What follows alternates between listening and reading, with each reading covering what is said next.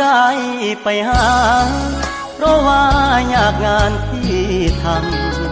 ำบ่ได้ใจดำยังคิดนำตัวน้องคือเก่า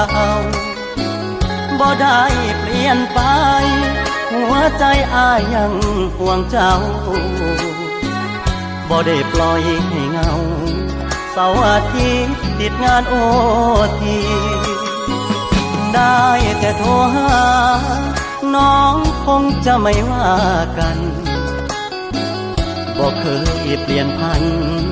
สัญญาหากมันคนดีบ่ได้กลับมีกินบ่ได้หลีกสัญญาที่มีย้อนงานยุ่งอีหลีคนดีอย่าเครียดอายเด้อโทรหาซุมือเจ้ามาคือน้อยใจเฮ็ดหยังหยุดงานวันวางจะเดินทางเพื่อไปพบเจออย่ามาสงสัยว่าอายมีใครแทนเธอหักมันเสมอบอกเคยเพลอสิคิดนอกใจงานยากอีหลีบ่ได้หนีไปมีผู้สาวเสื้อใจโลดเจ้าอ้ายก็เหงายามเราห่างไกลยามบ่ยากหลายอ้ายสิเฝ้าไปหาทันใดให้น้องรอหน่อยได้ไหมว่างงานวันใดสิไปพ่อนา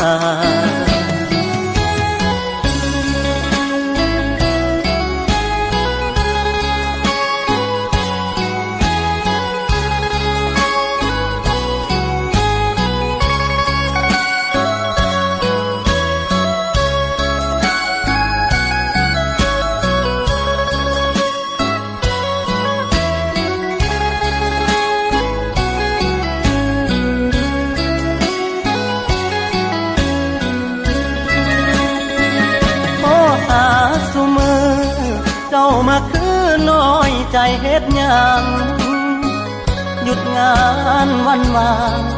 จะเดินทางเพื่อไปพบเจออย่ามาสงสัยว่าอายมีใครแทนเธอหักมันเสมอบอกเคยเพลอสิคิดนอกใจงานยากอีหลีบ่ได้หนีไปมี